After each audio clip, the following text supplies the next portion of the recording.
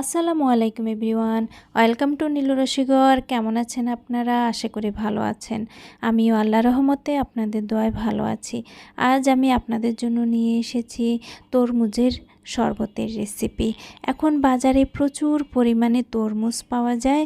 আমরা কে তরমুজ খেতে পছন্দ করি না? সকলেই তরমুজ খেতে পছন্দ করি। কেউ জুস খেতে পছন্দ করি, কেউ এমনি খেতে পছন্দ করি।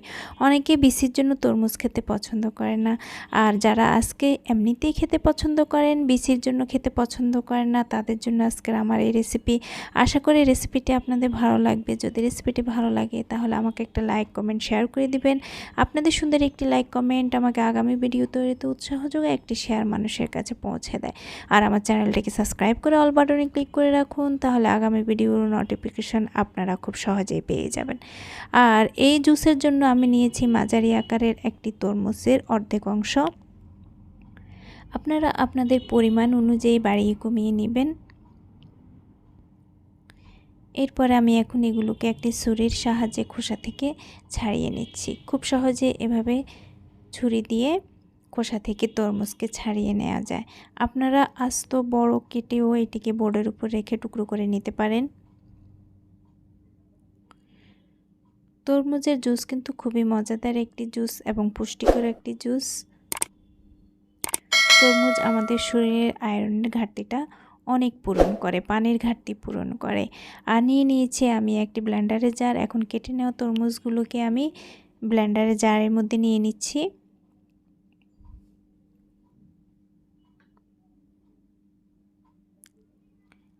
সবগুলো তরমুজ আমার নেওয়া হয়ে গিয়েছে। এখন এর মধ্যে আমি দিয়ে দিব 1 কাপ পরিমাণ সুগার। আপনারা সুগারটাকে তরমুজের মিষ্টির পরিমাণ অনুযায়ী কমিয়ে বাড়িয়ে নিতে পারেন এবং আপনাদের টেস্ট অনুযায়ীও কমিয়ে বাড়িয়ে নিতে পারেন। আমি 1 কাপ নিয়েছি। দিয়ে দিচ্ছি 1 টিস্পুন পরিমাণ বিট লবণ, দিয়ে দিচ্ছি 1/2 টিস্পুন পরিমাণ লবণ। এগুলো কিন্তু তরমুজের জুসের মধ্যে টেস্ট অনেকটা বাড়িয়ে দেয়। এরপর দিয়ে দিচ্ছি প্রায় 1/2 লিটারের মতো পানি। আপনারা আরও কম পানি দিয়েও তরমুজের জুসটাকে তৈরি করতে পারেন, কিন্তু এই পরিমাণ পানি দিলে জুসটার যে টেক্সচারটা খুব সুন্দর আসে। এবার আমি এগুলোকে ব্লেন্ড করব।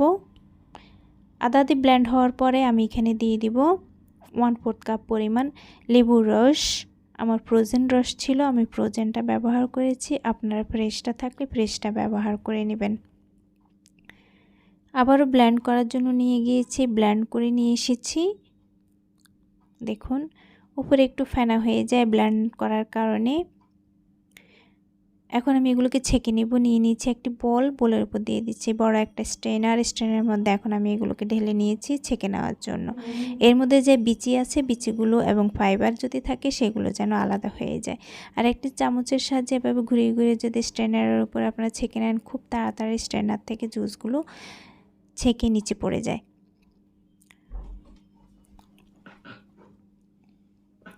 দেখুন বিচিগুলো একদম আলাদা হয়ে গিয়েছে, এর মধ্যে কোনো ফাইবার নেই, শুধু বিচি। তরমুজের বিচি কিন্তু আমাদের শরীরের জন্য খুবই খারাপ, এজন্য বিচি খাওয়া একদম ঠিক হবে না। বিচিটাকে অবশ্যই ছেঁকে ফেলে দেবেন। তারপর আমি এখন এগুলোকে ছাকার পরে একটা কাঁচের জারের মধ্যে ঢেলে নিচ্ছি, যেন আমার গ্লাসের মধ্যে ঢেলে নিতে সুবিধা হয়। জার থেকে গ্লাসের মধ্যে যদি পানি কিংবা জুস যে কোনো লিকুইড জিনিস যদি ঢালেন তাহলে খুব সহজে গ্লাসের মধ্যে ঢেলে নেওয়া যায়।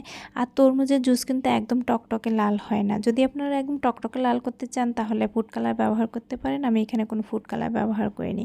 আর গ্লাসের মধ্যে আমি এখন ঢেলে আপনাদেরকে দেখাচ্ছি, সার্ভ করে দেখাচ্ছি। সার্ভ করার আগে আমি গ্লাসের মধ্যে দিয়ে দিচ্ছি আইস কিউব, আরও ঠান্ডা লাগার জন্য। আমি জুসগুলোকে ঠান্ডা পানি দিয়ে তৈরি করেছি। এখন আরও ঠান্ডা বেশি লাগার জন্য, প্রাণ জোড়ানোর জন্য দিয়ে দিচ্ছি আইস কিউব বেশি করে। আর যারা ঠান্ডা খেতে চান না তারা নর্মাল পানি দিয়ে এগুলোকে তৈরি করে নিতে পারেন। আর যারা ডায়াবেটিস পেশেন্ট তারা ডায়াবেটিস সুগার দিতে পারেন বা সুগারটাকে স্কিপ করেও নিতে পারেন। গ্লাসের মধ্যে এখন আমি জুসগুলোকে ঢেলে নিচ্ছি। এই গরমের মধ্যে আপনারা যদি এরকম প্রাণ জুড়ানো এক গ্লাস জুস পান করেন তাহলে বুঝতেই পারবেন যে আপনাদের প্রাণটা কী পরিমাণ জুড়িয়ে গিয়েছে।